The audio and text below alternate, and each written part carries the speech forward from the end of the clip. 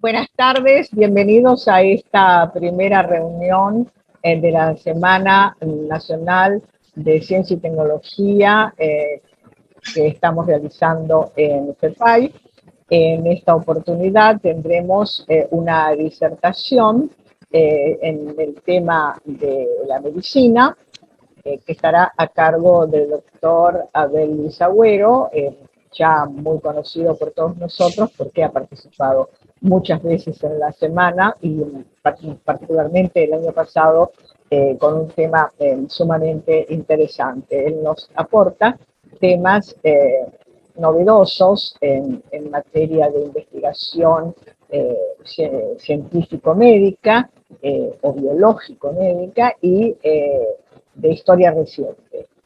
En esta oportunidad el tema van a ser una de las cuestiones que están ahora también muy en boga, que es el tema de los implantes. Un tema muy complejo y acerca del cual muchas veces conocemos nada más que de oídas y por generalidades.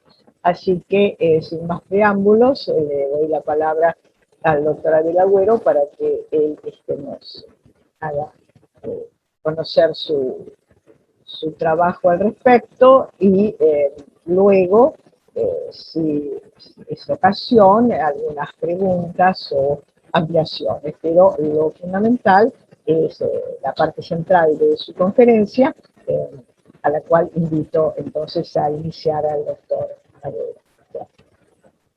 Bueno, buenas tardes y muchas gracias por invitarme nuevamente. Bueno, yo hoy voy a traer un tema que lo he llamado algunas reflexiones acerca de los implantes médicos, de los primitivos implantes hasta el cyborg. Es un tema muy largo, muy complejo, del cual este pequeño artículo que voy a presentar pretende ser nada más que un disparador para que después cada uno de nosotros reflexione, vea, busque, discuta y emita opiniones diferentes o iguales a las que se van a decir ahora. Yo lo voy a leer para ser bien claro y no tener después dificultades. Una de las características que se advierten cada vez con mayor importancia en la sociedad y especialmente en los países o la sociedad de los países civilizados o desarrollados es la conjugación o injerencia de los productos científicos técnicos y la cultura de estos países. En el terreno biológico médico, por ejemplo, las manipulaciones de la ingeniería genética se unen a los implantes, los trasplantes, la robótica médica, la inteligencia artificial y otros temas que en múltiples ocasiones y aún en forma inconsciente se entremezclan en la vida diaria. El modesto objeto de esta comunicación será, pues, una reflexión en torno a los implantes y su repercusión en los modos de vida humanos como una forma de acercamiento al tema que, a su vez, nos permitirá otear los posibles futuros que pueden esperarse de la conjunción del hombre y la máquina. Para aclarar las cuestiones semánticas, es preciso definir qué se entiende por implante. Al respecto, la definición que me pareció más apropiada es la que ofrece Wikipedia. Es un dispositivo médico creado para reemplazar, mejorar o ayudar alguna estructura biológica faltante y los implantes quirúrgicos están hechos para el hombre en contraste a un trasplante en el cual se trasplanta tejido biomédico. Es decir, acá tenemos que tener bien claro una diferencia. Una cosa es un implante, que es un elemento extraño, y otra cosa es un trasplante, que es simplemente sacar un tejido de un lugar para colocarlo en otro. Por ejemplo, hacer un trasplante de piel en un quemado. Perdón. El tipo de implantes es de lo más variado, pasando del tan común implante dental hasta una válvula cardíaca. A su vez, su función puede ser puramente mecánica, o ser liberadora de sustancias como los anticonceptivos o los retardantes de la coagulación en algunos stents cardíacos. Finalmente, y hasta no hace mucho, sus fines eran los de ayudar a superar alguna dificultad, como por ejemplo, colocar un miembro robótico, o simplemente estético, como por ejemplo, los famosos implantes estéticos de siliconas en distintos lugares del cuerpo. No cualquier material puede ser implantado en el organismo sin peligro. En raras ocasiones esto ocurre y la literatura médica ha recogido el caso de balas no sacadas u otro tipo de material llevado en el cuerpo por los pacientes sin que hubiera complicaciones por ello. Pero estos casos son la excepción y la regla indica que solamente materiales inertes, como los llamamos, son aptos para un trasplante. Nació así la ciencia de los biomateriales. Estos deben cumplir algunas características comunes, como por ejemplo, ser aceptados por el organismo, es decir, no despertar reacciones de inmunidad, no irritar a los tejidos circundantes y no ser carcinogénicos. Estos materiales son tanto más valiosos cuando se tiene en cuenta el envejecimiento poblacional y los avances de la técnica que los requieren cada vez en forma más frecuente. Los biomateriales más frecuentes en su uso en la actualidad son los metálicos, como el acero inoxidable o las aleaciones de titanio y cobalto, los poliméricos, como el polietileno, el polipropileno, el poliéster o los derivados del silicio, como las siliconas. Los cerámicos, como la hidroxiapatita y los vidrios bioactivos, y los compuestos de una matriz y un refuerzo, como el Faber-Glass. Para nuestro propósito, nos concentraremos solamente en algunos implantes del sistema nervioso y de los órganos de los sentidos. Justamente en estos últimos es cuando aparece en la historia de los implantes uno de los grandes mojones. El oftalmólogo inglés Harold Riddle, durante la Segunda Guerra Mundial, observó que algunos pilotos de aviones en los cuales se les había roto el parabrisas quedaban con pequeñas esquirlas de vidrio incrustadas en sus ojos que no le producían molestias. El material de vidrio de dichos aviones era el plexiglas. Y los años después, unos cuantos años, en 1949, Riddle realizó su primera operación de cataratas reemplazando al cristalino por vidrio y evitando los muy pesados anteojos que debían llevar los operados de cataratas. Por supuesto que estas operaciones no fueron un éxito de entrada y continuo. Tuvieron, como en todos los intentos biomédicos, sus fracasos, sus éxitos, y cada vez se fue afinando más la técnica hasta que llegamos al día de hoy. Otro de los últimos avances en el área de los sentidos lo constituye el implante coclear. El oído, en su función auditiva, transmite a través de su parte externa y media las vibraciones captadas del ambiente, que al impresionar a la cóclea, que es el oído interno, se transforman en impulsos eléctricos que viajan a través del cerebro, a través del nervio auditivo. Por consiguiente, si la cóclea no funciona, la solución puede ser un implante coclear. Se trata entonces de un implante que transforme las vibraciones en impulsos eléctricos. Para ello se coloca en la parte externa del oído un micrófono acompañado de un procesador de lenguaje y se talla el hueso temporal en una cavidad que contenga un convertidor de sonido en electricidad y que pueda conectarse esta electricidad al nervio auditivo. Cuando entonces el procesador de lenguaje transmite la señal al interior, el nervio auditivo es impresionado ya no por la cóclea, sino simplemente por los procesadores que tiene insertados en el hueso temporal. Otros implantes cerebrales, también llamados implantes neurales, son los que se colocan conectados directamente a la corteza cerebral y se usan para recuperar u ordenar zonas del cerebro disfuncionales por distintas lesiones. Son ejemplos de ellos los que tratan la enfermedad de Parkinson, los síndromes depresivos o la epilepsia por medio de marcapasos cerebrales. Algunos implantes requieren una interfase entre el implante y una inteligencia artificial y dieron origen al campo de interfase cerebro-ordenador.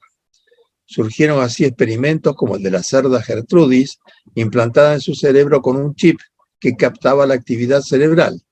Y los espectadores del experimento pudieron ver qué zonas cerebrales se activaban con diferentes sensaciones del animal. Esto gracias a que estaba transmitiendo ondas que eran captadas por una computadora y la computadora lo mostraba en la pantalla. Ya a esta altura del conocimiento empezaron las especulaciones acerca de si se pudiera modificar alguna cualidad humana para hacerla más poderosa en forma artificial. Por ejemplo, la inteligencia. Si esto fuera cierto, entonces se pondría en discusión el concepto imperante desde Descartes en adelante acerca de que la razón humana es una facultad superior que diferencia al hombre de los animales. Cabe además preguntarse, ¿consideraremos a ese Homo sapiens o a un nuevo Homo sapiens o habrá nacido un cyborg? ¿Qué es un cyborg? Es la contracción de las palabras inglesas cybernetic organism, o sea, un organismo cibernético. ¿Será entonces un hombre o será un organismo cibernético? Pero también, y aunque salgamos algo del tema que nos ocupa, si estas inteligencias pudieran diseñar otras aún más superiores, plenamente cibernéticas y con sentimientos e imaginación, ¿quién sería el rey de la naturaleza en la Tierra? Este futuro no está lejano. Y así, por ejemplo, en un estudio experimental, una mujer ciega pudo volver a ver formas y letras gracias a un chip creado en España. Pero esto que era solamente experimental en estos momentos, en realidad puede considerarse que es ya una realidad en nuestro tiempo, porque el primer cyborg ya ha nacido y se llama Neil Harbison. Es un ciudadano británico que nació con una ceguera a los colores, o sea, una acromatopsia, un daltonismo, por la cual para él las cosas tienen colores grises o negros. Para solucionar este defecto, Neil se hizo implantar en su cerebro un sensor que, conectado a una antena que sobresale de su cabeza, transforma en colores los colores en determinadas notas musicales que sí puede escuchar su cerebro. Para él los colores son música, y este detalle le permite una vida normal, pues puede, por ejemplo, cruzar la calle cuando el semáforo se lo permite. Neil Harbison tuvo un problema al momento de renovar su pasaporte, pues las autoridades pretendían que se removiera la antena, lo cual era evidentemente peligroso. Por esa causa, sus documentos tienen su fotografía con la antena, considerada desde entonces como parte de su cuerpo.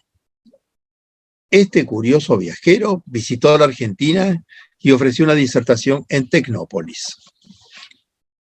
Contemporáneamente a estos inventos o eventos, el multimillonario norteamericano Elon Musk, que es el dueño de la empresa de los vehículos Tesla, los vehículos eléctricos, y la empresa de viajes espaciales SpaceX, decidió invertir en tecnología cyborg.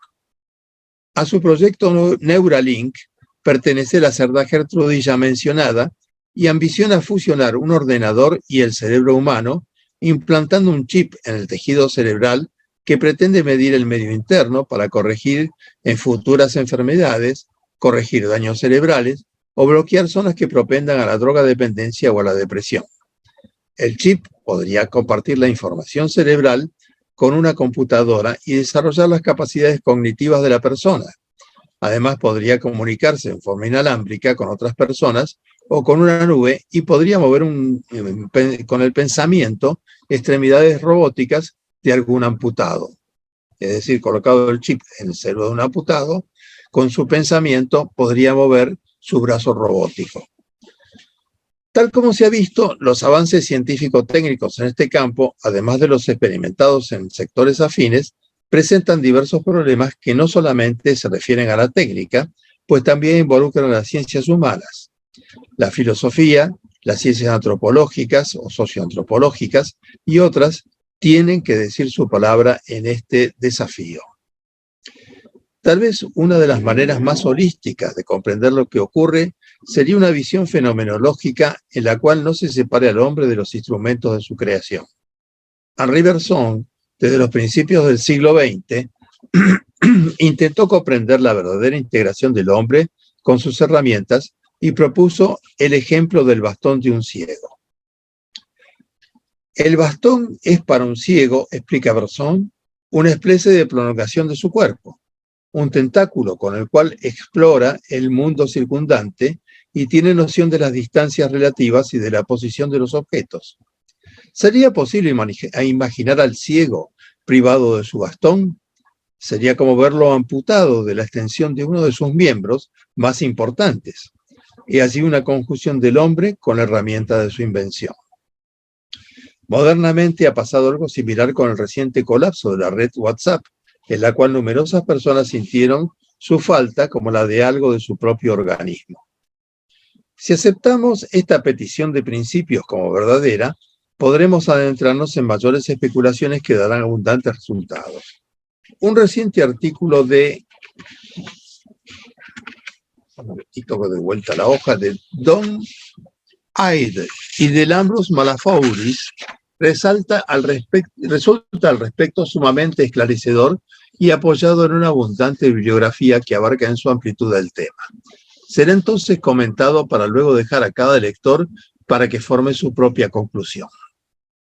Los autores, Ide y Malafouris, parten de observar que los humanos han sido capaces de crear numerosas herramientas en el curso de la evolución que superan en número a las de otras especies como los primates. Vale decir, los humanos no son los únicos que tienen herramientas. Los primates pueden usar una rama para alcanzar un fruto, también es una herramienta, pero son mucho menos complejas. O sea, es una diferencia de grado, pero no de clase. Pero no es la posibilidad de creación de las herramientas lo que nos diferencia de nuestros primos, los chimpancés, o, por ejemplo, de los nidos de pájaros, como por ejemplo el hornero. La diferencia clave es que los humanos creamos herramientas que condicionan a nuestra propia forma de ser, y ello realimenta nuevas creaciones. No todos los inventos son afortunados, pero el hombre actual es el resultado de estos procesos. De algunas de nuestras características pueden explicarse por ello. El menor largo de nuestro intestino, la menor necesidad de molares potentes y nuestro más activo metabolismo podrían ser el fruto de la aplicación del fuego y de otras artes culinarias a los alimentos que lo hicieron fácilmente digeribles.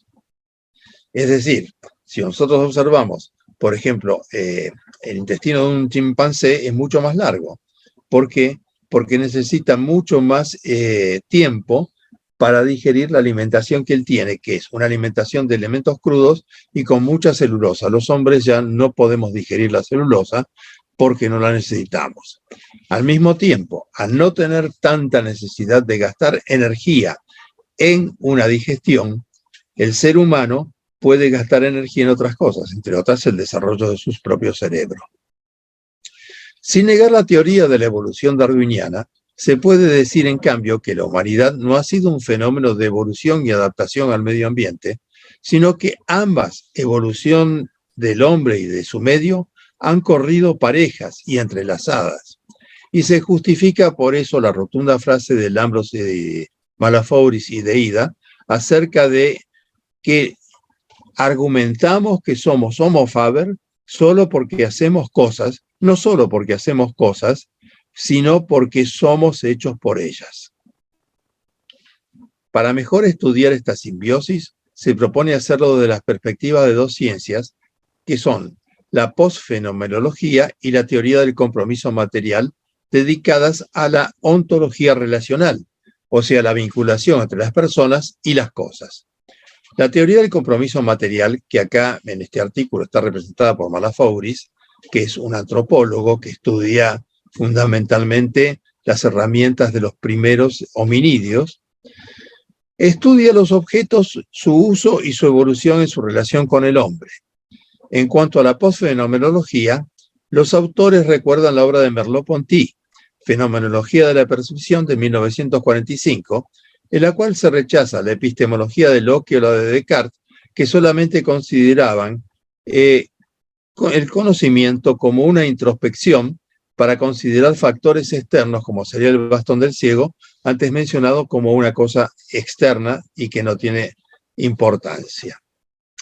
Siguiendo este camino, es probable que se pueda incorporar al estudio diversas prótesis modernas. Como dicen los autores, nuestra dificultad inherente para conceptualizar la ontología del bastón del ciego deriva del hábito representacional aún presente de imaginar a la mente como un aparato computacional atado al cerebro. Pero a todo esto, ¿cómo debemos concebir los nuevos avances que indudablemente vendrán? Si aceptamos las ideas antes expuestas, no veremos a los nuevos tiempos más que como una nueva etapa de las eras pasadas. Pero si queremos indagar acerca de si ayudará o no a los humanos, volveremos a la simbiosis del hombre y las herramientas.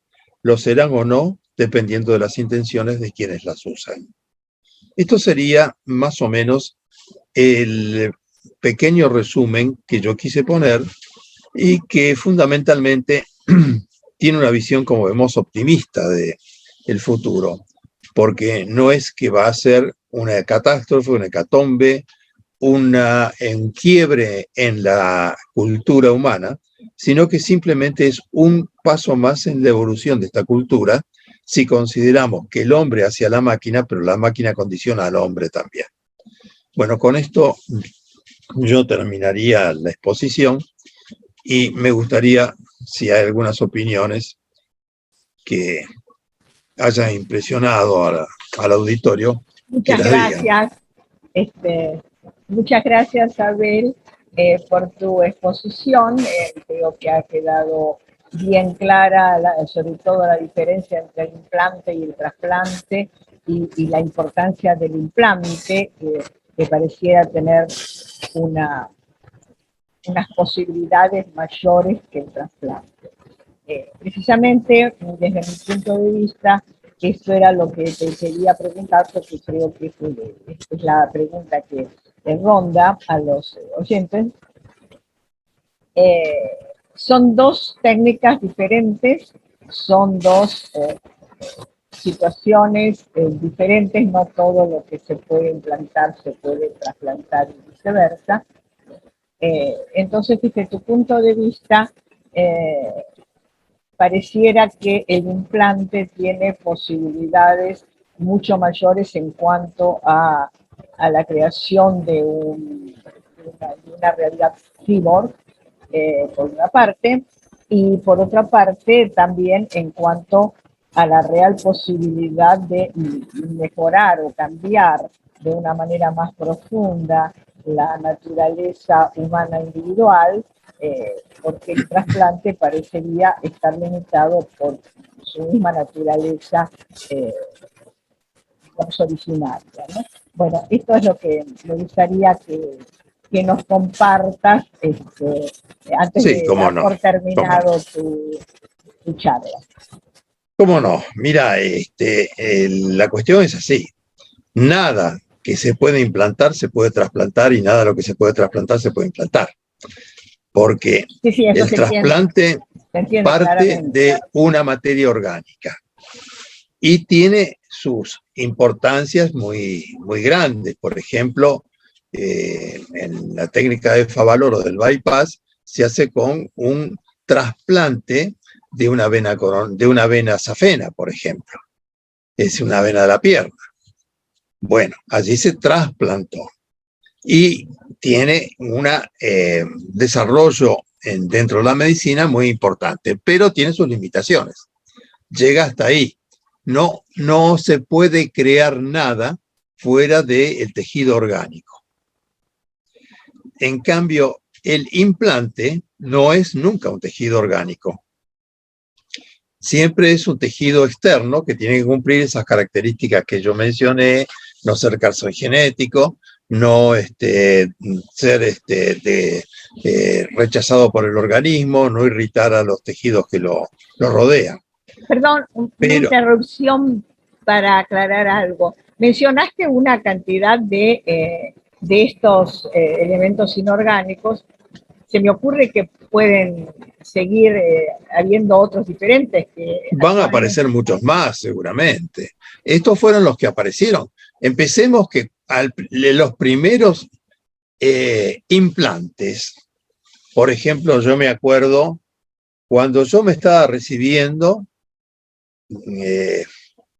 un año y medio antes, cuando hice la materia ortopedia y traumatología, por ejemplo, estaban los primeros reemplazos de cadera, que eran implantes en los cuales se reemplazaba una parte de la cadera fracturada o artrósica, colocando elementos que eran nada más que de acero inoxidable, porque era todo lo que había. Hoy ya nadie coloca acero inoxidable en una cadera, sino que se colocan otros elementos como el titanio. Al mismo tiempo, en otros lugares que se necesita una gran dureza, se colocan elementos cerámicos, siempre y cuando no se golpeen, porque la cerámica es tan dura que como no tiene flexibilidad, cuando se golpea se rompe. ¿Qué es lo que nos pasa cuando se nos cae un jarrón? ¿La verdad? Como no tiene flexibilidad, como se golpea se rompe. Si el jarrón fuera de madera, no se va a romper. O sea, tiene muchas posibilidades de no romperse. Es decir, cada uno de estos elementos tiene un tipo de indicación distinta, pero van a aparecer muchos más. Acá lo importante del núcleo de lo que yo quería subrayar es una cosa. Cuando uno ve estos temas, como por ejemplo una persona que puede realmente mejorar su inteligencia, a lo mejor, o tener un sentido nuevo. No sé, cualquiera, por ejemplo, poder tener un sentido de termosensibilidad y poder ver en la oscuridad sin tener que ponerse aparatos que, como se ponen, por ejemplo, en la guerra, para ver de noche, que son termosensibles. Tener ya la termosensibilidad incorporada, o percibir ondas magnéticas u otro tipo de cosas que nosotros no tenemos en nuestros 5 sentidos, o mejorar nuestra inteligencia. Esto, en realidad, cuando todos nosotros nos enteramos de que esto existía, la primera reacción fue: ¡ay, qué será del mundo, Dios mío, menos mal que me voy a morir antes! Bueno, yo creo que yo me voy a morir antes, pero no mucho antes. Se calculan 15 años para que la gente sea cyborg. En 15 años aproximadamente va a haber mucha gente que va a tener implantes cibernéticos y que van a tener implantes neuronales, o sea, desarrollos de inteligencia o de ciertas cosas. Esto va a ser un quiebre en la continuidad. Va a significar que la máquina va a manejar al hombre. Va a tener un fin como en la película 2001, Odisea del Espacio, donde la computadora casi mata al último ser humano, y el último ser humano, cuando mata a la computadora, se pierde en el espacio y ya pierde su integridad, porque si ustedes se acuerdan de la película, termina que él se ve de repente como un bebé, o como un viejo, o como lo que es. Claro, porque al no tener este espacio, al estar ya en el universo infinito, tampoco tiene tiempo. Entonces, se perdió el espacio-tiempo para este hombre. ¿Esto va a ser el futuro? O si vemos esta otra posibilidad, la analizamos, la desarrollamos y la tratamos de obtener los mayores logros. De pensar que esto ha sido algo que con lo cual hemos convivido desde que justamente hemos tenido un poquito más de inteligencia, porque ese 2% más de inteligencia que nos separa del chimpancé es justamente el que nos permite elaborar herramientas. Acá, por supuesto, en la gran discusión, los autores que presentan este problema lo presentan como al ser humano como un Homo primero faber y después sapiens. Es decir, que el saber humano es en gran parte debido a que el hombre primero fabricó. Por ejemplo, el tema de la cocción de los alimentos para mejorar su digestión, que hizo que fuéramos, para decirlo muy gráficamente, aunque no muy científicamente ni académicamente, no fuéramos tripudos, como son los chimpancés, por ejemplo, porque no tenemos necesidad de tanto intestino, pero al mismo tiempo aumentamos nuestro metabolismo y ese metabolismo pudo aplicarse, entre otras cosas, en desarrollar nuestro cerebro. Entonces, si nosotros vemos esto, bueno, podemos ver la cosa con un cierto optimismo, ¿no? Al contrario, esto va a permitir una mejor forma de vivir, vamos a seguir evolucionando el hombre y la máquina en conjunto en una simbiosis que inadvertidamente nosotros tenemos desde los comienzos de la humanidad. Gracias, Abel. Creo que tu postura es muy mesurada. Algunos son excesivamente optimistas y otros parecen ser excesivamente pesimistas, ¿no? O sea que hasta la 2001 Odisea del Espacio les quedaría grande, ¿no? Sería todavía mucho peor. Sí. En fin, creo que hay que esperar a resultados más concretos, digamos, grandes, ¿no? Y en gran número, porque claro, no es lo mismo el caso del individuo, este señor con las antenas que vino el día de la conferencia de Tecnópolis, que es una excepción, y a que sea una parte importante de la humanidad, ¿no? Que tenga esa característica de que en lugar de ver colores, escucha. También eso cambiaría la percepción humana generalizada acerca de la diferencia entre ver y escuchar.